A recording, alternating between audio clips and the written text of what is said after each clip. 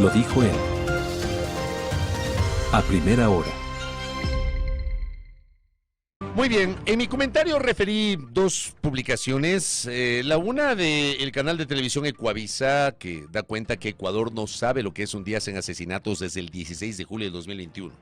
O sea, 4 años y un poco más, 1500 días en los cuales no ha habido un día en el cual no haya asesinatos en el Ecuador.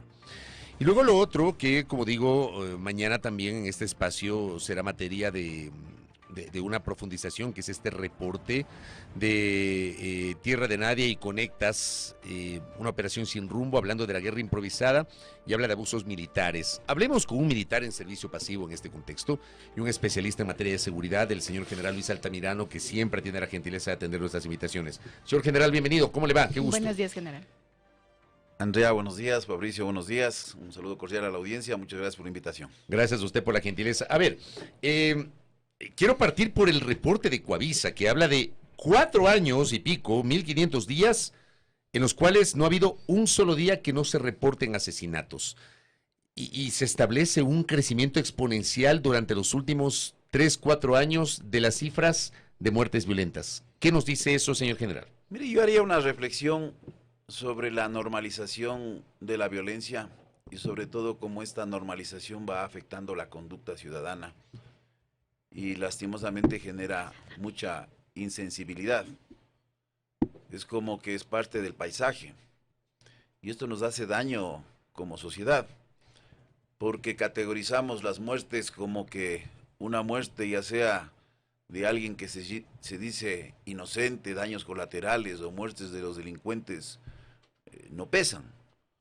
No, la vida es la vida y es una responsabilidad del Estado el respeto a la vida de todas las personas, no solo de aquellos que por este tipo de situaciones son objeto de la violencia criminal, sino también del propio criminal, en donde hemos fallado como sociedad, porque hay varios elementos que han incidido en el desarrollo de la evolución de la violencia en el país. Elementos de carácter histórico que tiene que ver mucho con políticas sociales. Porque nosotros ya nos hemos olvidado, por ejemplo, yo le he comentado esto muchas veces, ¿cuál fue el efecto negativo del proceso de migración masiva de ecuatorianos? Más de 1 millón de ecuatorianos expulsados después de la hecatombe entre el 98 y el 2007, una reducción de las condiciones de vida, y lo que tuvimos son niños y jóvenes lanzados a las calles a buscar ese espacio emotivo, en casas a veces monoparentales o inclusive a cargo de familiares o de amigos inclusive, y el enlace con pandillas, las vinculaciones con organizaciones criminales, en un contexto en donde el Ecuador cambiaba de funcionalidad para el tráfico de drogas de una ruta alterna a una ruta secundaria con la presión del Plan Colombia y posteriormente con la firma de la paz en Colombia. Eso conllevó a transformarnos por nuestra baja institucionalidad prácticamente en un hub internacional de drogas. Entonces, todos estos elementos hay que ver el paisaje completo y hoy me temo, frente a un fenómeno que profundiza este aspecto. Estamos frente a la cuarta ola migratoria, que nadie habla. Esto inició hace 4 años, 2021. Tenemos cerca de 400.000 ecuatorianos que abandonaron el país, que a nadie le interesa. A la final, lo que van a hacer es sumar remesas y sostener a sus familias para que puedan llenar la olla acá. Pero nuevamente se repite este ciclo de fracturas familiares con repercusiones sociales y que pueden tener incidencia, lógicamente, en el incremento de los niveles de violencia. Entonces, hay varios aspectos que tienen que llevarnos a la reflexión. El problema que estamos atravesando no es un problema que se va a resolver exclusivamente con el uso de la fuerza, sino con una visión de carácter integral. Que no la tenemos. No hay. Mire, el efecto de la pandemia. Yo publiqué, justamente en el análisis que hice, cuál fue el nivel de deserción escolar que se produjo después de la pandemia. Los números son impresionantes. En la práctica, la deserción escolar y la no continuidad de estudios equivalieron en un año a 5 veces lo ocurrido en 2 periodos anteriores. ¿A dónde están esos niños? ¿En dónde están esos jóvenes? ¿Cuáles son las oportunidades de futuro? Y no se diga bajo una situación actual en donde aspectos tan básicos como salud pública prácticamente son inexistentes. Entonces hay dramas, ¿no? Hay dramas muy profundos en la sociedad. Hay que tener empatía social para, si uno no lo está sufriendo, sentir esta desesperanza que al momento va afectando especialmente a las clases menos favorecidas de la sociedad. Ujú. ¿Cómo entonces, digamos, ha visto, cómo se puede leer todo lo que ha ocurrido en estos últimos años entonces? Porque claro, usted nos da un contexto que podría ser, si se quiere, recuperado a mediano o largo plazo, pero lo que han dicho las autoridades es que nosotros nos encontramos en una gravedad sin precedentes y que por eso el uso de la fuerza letal es ahora mismo la solución. ¿Qué decir entonces o más bien, qué solución podría haber sobre todo este contexto que usted nos ha dicho para que ya no haya la cantidad de homicidios que nosotros tenemos a corto plazo? Andrea, es largo responder una pregunta como la suya, que es una pregunta muy interesante, porque hay varias cosas que hay que hacer. Lastimosamente hemos estado encerrados en algunas narrativas que se sintetizan en un plan Fénix, del cual no conocemos su contenido. De hecho, ya no se lo menciona. Eso iba a mencionar, eso justamente iba a decir, que se ha ido trasladando a esta figura del bloque de seguridad, que no existe. O sea, el bloque de seguridad no es sentar en la Cámara para una rueda de prensa al ministro de Defensa, al ministro del Interior, al comandante de policía y al jefe del comando conjunto. Eso no es un bloque de seguridad. Entonces se manejan estas figuras discursivas y no existe transparencia alguna sobre la política de seguridad. O sea, hemos transcurrido, porque aquí se habla del primer trimestre del gobierno, no, discúlpeme, el gobierno va 19 meses. 19 meses. Y hasta ahora, por eso digo, la ley en el país, y con el respeto que se merecen la audiencia, la ley es papel higiénico. Porque si usted revisa la Ley de Seguridad Pública del Estado, hay un periodo perentorio de 90 días para presentar la política pública de seguridad, en donde usted puede tener elementos de carácter reservado, pero las líneas generales, con los objetivos, con las metas. Pero aquí, ¿quién exige que se cumpla la ley? Cuando lo que hemos visto en el país es prácticamente la ruptura constante y la interpretación de la ley a la conveniencia política. Entonces, eso nos debilita aún más. ¿Qué podemos opinar de una política de seguridad? Cuando usted me dice, claro, eso son cosas de largo plazo. No son cosas de largo plazo. Las intervenciones, cuando se habla de intervenciones integrales, hay que leer lo que ha ocurrido en otros escenarios en el mundo, en donde se hace estas intervenciones. Pero aquí hemos persistido con la figura del conflicto armado. ¿Cómo se hace en otros lados, en otras partes del mundo? O sea, ¿qué experiencia, no sé si similar, ha ocurrido en otras partes del mundo que se ha aplicado acá en el Ecuador para un poquito mirar lo que usted está señalando? Mire, Fabricio, por ejemplo, se tiene que zonificar el país, ya sea en zonas de intervención integral. Otras zonas que son las zonas de transición, y otras que son las zonas de normalización. El empleo del factor militar no puede ser discrecional, no puede ser en cualquier parte del país. En estas zonas de intervención integral, la política de seguridad gira en torno a la capacidad militar. Es la policía que está en apoyo, son las autoridades que articulan, son zonas claramente delimitadas, en donde hay elevados niveles de violencia. Pero estas zonas de transición, en cambio, el aparato militar es un apoyo a la Policía Nacional. Y es el elemento civil, ya vemos así, que predomina. Y en las zonas de normalización no hay militar. Puede haber delito, pero son niveles de delito tolerables. Hemos militarizado la seguridad en una situación altamente riesgosa para las propias Fuerzas Armadas y para la propia sociedad. En ese contexto también general, y ya lo habíamos mencionado al inicio también de este espacio, hay un reporte, hay una investigación denominada Operación Sin Rumbo, en donde 8 militares conversan, dan su testimonio, y lo que ellos dicen es que, o ellos reconocen que el gobierno de Daniel Noboa los lanzó a las calles sin una estrategia clara, desbordando su propia capacidad, presionados por estoy leyendo textual, presionados por la exigencia de mostrar resultados, los soldados han revelado que sin orientación y formación adecuada para sus nuevas misiones, terminaron cruzando los límites de la ley. ¿Qué opina usted de esta investigación que se ha revelado el día de ayer? Mire, he tenido la oportunidad de leer esta investigación. De hecho, fui entrevistado por una de las personas que realizó esta investigación. Genera muchas preocupaciones. Mire, yo tuve la oportunidad de estar en la Universidad de Santiago de Guayaquil y hacer una conferencia sobre los 4 de las Malvinas. Y permítame hacer algunas reflexiones. En esa conferencia yo abordé 3 aspectos. Y uno de esos aspectos fue comprender la dinámica del espacio social militar. El otro fue la política de seguridad, sus narrativas e influencias. Y el tercero que tiene que ver con el derecho operacional.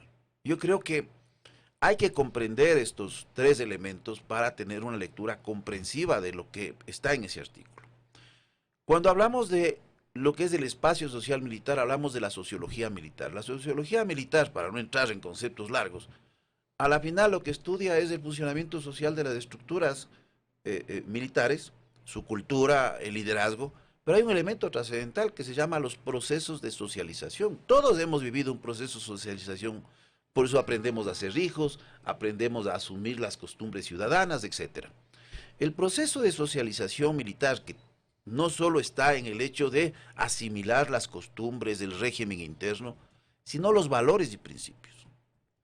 Y cuando hablamos de valores y principios es lo que permite atar 2 campos que son inseparables, el mando y la subordinación. Y cuando hablamos entonces de estos principios y valores, la piedra base, angular, es la disciplina, porque es a través de la disciplina que se ejerce el control social de los miembros de la institución, al interior y al exterior de la institución, porque también se aplica inclusive por conductas ciudadanas que son desaprobadas. Pero hay que comprender que la disciplina, en su concepto normativo, lo que dice es observancia a la Constitución y las leyes. Esto es importante. Más el acatar las órdenes, pero ¿qué le dice? De forma oportuna, si no cuando usted quiera, y de forma integral, no una partecita. Pero con base a 3 elementos. La jerarquía, o sea, tiene que haber jerarquía, subordinación y este elemento, obediencia consciente. Ojo, esto es normativo. Y yo resalto de aquí el concepto primero de observancia a la ley. ¿Qué es la observancia a la ley? A la final, que la conducta esté regulada de acuerdo a la norma. Es la conducta, para ponerle en términos simples que nos entienda, es la vida del cuartel. Y la vida del cuartel, la actividad fundamental, es el entrenamiento. ¿El entrenamiento para qué? Para la guerra. ¿La guerra qué es? La misión fundamental del militar. ¿Qué le enseñan al militar? Que la misión está ante todo. Es decir, usted puede hacer frente a la misión cualquier cosa. El problema es que cuando las regulaciones se comienzan a inobservar conscientemente y no hay intervención de autoridad, se comienza a traducir en comportamientos repetitivos inconscientes Y abusivos. y abusivos. Y yo le estoy diciendo, no estoy diciendo que esto ocurrió, le estoy diciendo desde este estudio y análisis que he hecho, porque siempre me ha gustado analizar los fenómenos, no ahora, porque a veces no leemos y queremos interpretar realidades. Es que lo que usted dice sí tiene de alguna manera una explicación. Cuando uno, por ejemplo, revisa este reporte que justamente le mencionaba Andrea, que ha publicado la plataforma Tierra de Nadie Conectas, en donde se habla de estos excesos por parte de militares, de Fuerzas Armadas, a propósito del conflicto armado interno. Entonces, uno pensaría, con base en estas cifras y esta investigación periodística, que eso que usted detalla sí ha ocurrido. O sea, si es que hay un débil liderazgo, no hay una intervención oportuna, se puede degradar las conductas. Recuerde usted que cuando se declaró el conflicto armado interno, hubieron estas golpizas y palizas públicas, a costa de decir públicamente que esto no era lo adecuado, me dieron una paliza digital. Debió haberse intervenido espero que tengan todos los procesos disciplinarios de las personas que propinaron estas palizas. Porque eso no puede aplaudir un comandante. Ya, yo recuerdo, como comandante general del ejército, que sancioné cuando salieron unos videos con personal del ejército que estaban a mi mando y que aplicaban una paliza a unos ciudadanos por no cumplir el toque de queda. Eso no es profesional.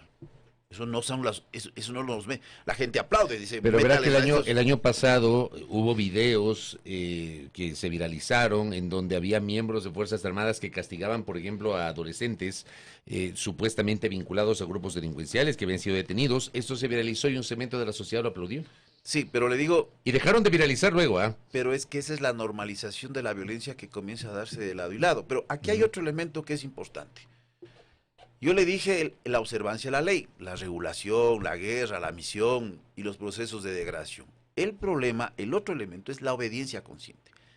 ¿Qué es obediencia consciente? Lo que dice normativamente, o sea, a la final yo obedezco conscientemente. La obediencia es seguir órdenes. ¿Y qué es consciente? Ser reflexivo. ¿Qué quiere decir? Que no es una obediencia ciega.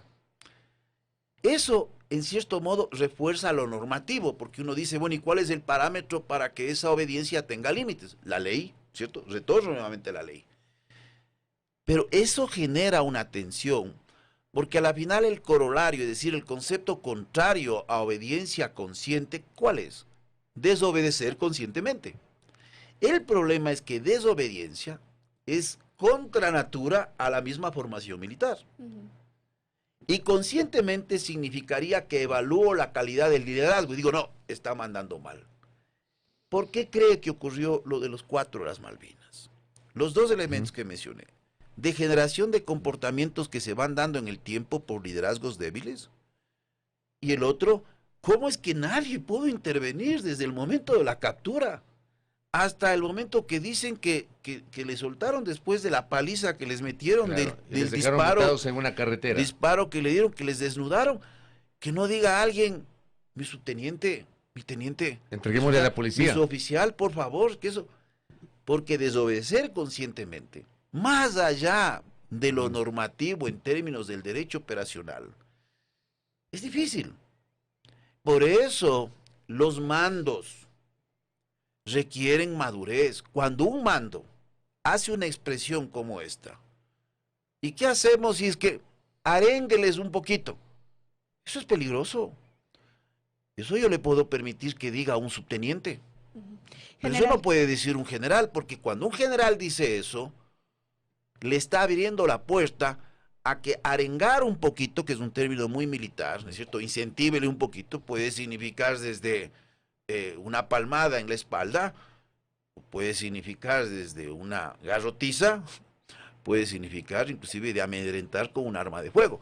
Yo no digo que esto haya sucedido, pero el caso de las 4 de las Malvinas evidencia una degradación de conductas y evidencia al mismo tiempo que esa desobediencia consciente no funciona si es que desde arriba no hay un liderazgo firme. Correcto. Pero ese es el aspecto, el uno que analicé yo en Guayaquil. Y el otro es la política de seguridad, que creo que esto es importantísimo. Antes de pasar a la política de seguridad general, usted mencionaba sobre, digamos, de esta desobediencia consciente y sobre que se deberían iniciar procesos disciplinarios, y en ese contexto, ¿usted cree que también se deberían hacer públicos los procesos disciplinarios? Esto le pregunto porque hay un informe de Estados Unidos que ha denunciado abusos graves en Ecuador durante el conflicto armado. Y el día de ayer se le preguntó a la vocera de gobierno si es que esto preocupaba al gobierno nacional y si es que había tal vez evidencias de estos procesos disciplinarios que se han registrado a los militares. Y ella dijo, desestimó este reporte de Estados Unidos y lo que dijo es que no hay base probatoria para eso. Entonces, insisto, ¿hay que hacer públicos estos procesos disciplinarios? Mire, cuando ocurrió la situación de los 4 las Malvinas, en donde las disculpas públicas se transformaron en acusaciones públicas, lo que debió haber hecho el ministro en ese momento es evidenciar y decir no con nombres.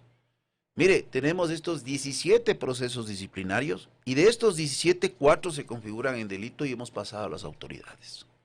Esa es la responsabilidad.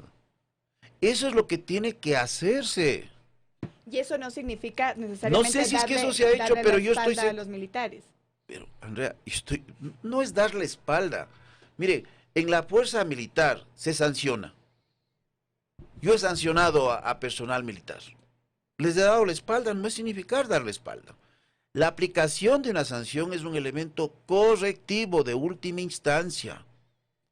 Cuando usted tiene elementos de cierta gravedad, usted tiene que sancionar porque usted genera precedente. Entonces, no solo tiene efectos sobre el sancionado, tiene efectos sobre el resto, porque dice, esto no se puede hacer. A mí me da la impresión de que optaron o eligieron por el camino, y usted ha mencionado el tema de esas disculpas públicas, entre comillas, que fueron una vergüenza, de un video de 4 o 5 minutos, destinaron 20 segundos para generar estas disculpas y luego arremeter contra la jueza. Me imagino yo que por un lado asumen que el optar por lo que usted está señalando, esta actitud correctiva, significaría un gesto de debilidad, por un lado, y por otro lado reconocer que cometen errores, que no los reconocen. No, Fabricio, porque mire, usted podía haber aplicado todos estos procesos desde que se dieron algunos casos como estas golpizas públicas, y usted no tiene por qué hacer público, pero en el momento que tiene un hecho como estos, usted hubiese sacado, o lo hubiese mostrado en la Comisión de Seguridad de la Asamblea Nacional, porque usted está evidenciando que la conducta no fue desde los mandos permisiva. Yo no sé, o sea, le estoy diciendo lo que yo creo que era lo correcto y lo que hemos visto públicamente. Haber hecho en términos de corregir conductas y haber hecho en términos de una crisis. Pero la crisis, ¿cómo termina? Acusando, ¿no es cierto? Pero recuerde usted, la deshumanización de esta política de seguridad se muestra en el propio presidente de la República cuando dice que les va a volver héroes nacionales. Es que una persona que tiene la lógica, y disculpe que diga así, que el dinero lo compra todo. No, señor. Yo quisiera que las personas que nos están escuchando se pongan en los zapatos de ese padre de familia y de sus hijos. Ahí van a sentir, ¿qué sentirían ustedes? Que el Estado les diga, les voy a declarar héroes. ¿Y eso qué significaba? Que les voy a dar un billetito. El problema que le decía de la política de seguridad es que esta política de seguridad en estos dos nombres sin transparencia se evidencian cosas que empujan la conducta del militar a un uso de la fuerza que posiblemente puede recaer entre un uso consciente a un uso inconsciente, de lo que yo le mencionaba sobre el etos militar. ¿Por qué? Mire, el indulto anticipado. ¿Cuándo se propuso el indulto anticipado, Fabricio? En el segundo bloque de preguntas de la consulta del 2024. No es ahora. Ah, no es en la ley esta que... La ley de solidaridad. Sí, pero revise el segundo bloque de preguntas. El problema es que la gente no lee documentos. La gente lee memes. Entonces, ¿qué lee el soldado? ¿Qué lee el policía? Porque está trabajando. Lee el meme. El presidente nos va a perdonar todo. Esa es la lectura. Porque mire, otro de los elementos fue en agosto del año anterior, cuando de repente salió esta orden, todo construido en la mesa de comunicación para generar el aplauso. El presidente ordenó la actualización de los manuales del uso de la fuerza, y hubo un comunicado de la presidencia por la modificación de las tácticas, etcétera, etcétera. Pero ¿cómo llegó el comunicado a la gente? ¿Cómo se dieron los memes? El presidente autorizó matar a los delincuentes. Porque sabíamos que esa actualización de los manuales de uso de la fuerza, a la final, tenían un límite de actuación. ¿Cuál es el límite de actuación? La ley. No se podía ir contra la ley de uso legítimo de la fuerza, porque los manuales y la ley de uso legítimo de la fuerza es lo que regula la conducta normal frente a la situación de violencia. En cambio, cuando hablamos del conflicto armado, usted deja de lado el manual de uso legítimo de la fuerza y trabaja bajo el derecho internacional humanitario, porque así lo dice el artículo 2 de esta ley. Pero el mensaje que recibe la gente, el presidente ordenó matar a los delincuentes. Esto refuerza conductas que pueden venir en un camino de degradación y a la final refuerza de igual forma la vulneración de las conductas cuando existen liderazgos débiles, que pueden estar en los más altos niveles como pueden estar en un pequeño reparto. Por eso las responsabilidades del control. Cuando uno analiza la evolución, por ejemplo, del derecho internacional humanitario, más allá de los 4 protocolos, los protocolos adicionales, las instancias de creación de la Corte Internacional de Justicia, después de los episodios de Yugoslavia y de Ruanda, ¿qué se dice a la final en estos? Si no hay documentos para juzgar a los actores en el terreno, se juzgan a las cabezas. Eso pasó en Nuremberg, eso pasó en el Tribunal de Tokio, eso pasó en Yugoslavia, eso pasó en el Tribunal de Ruanda y eso pasa en la actualidad. Porque es muy difícil llegar a determinar. Por eso, la responsabilidad de los mandos, desde las mismas cabezas políticas, tiene que haber sensibilidad. Pero yo le digo, mire, esto que le he explicado, yo no quiero minimizar a nadie, pero usted tiene personas que no conocen del tema ni de seguridad, porque alguna vez le dije hasta cómo exaltaron el hecho de que no tengan estudios, ha sido de aplaudir. Usted tiene personas que están aprendiendo. El problema es que están aprendiendo a costa de la vida de ecuatorianos. Correcto, general. Yo quiero agradecerle por esta explicación y esto último que acaba de decir. En el mundo ideal, las cabezas deberían responder, pero en el mundo real que vivimos, eso yo le veo casi imposible, al menos en las condiciones actuales. Pero el general nos ha explicado su visión sobre estas nuevas aristas que tenemos del contexto de inseguridad que bien valen para la reflexión y el debate público. General, muy gentil. Gracias, A usted, general. muchas gracias. Mañana seguiremos hablando del tema con Carol Noroña, que estará con nosotros. Tendremos una conexión con ella después de las 7 de la mañana para hablar justamente de la publicación de las plataformas Tierra de Nadie y Conectas sobre estos excesos por parte de miembros de Fuerzas Armadas en el contexto del conflicto armado interno. Primera plana. Todas las noticias, todas las voces.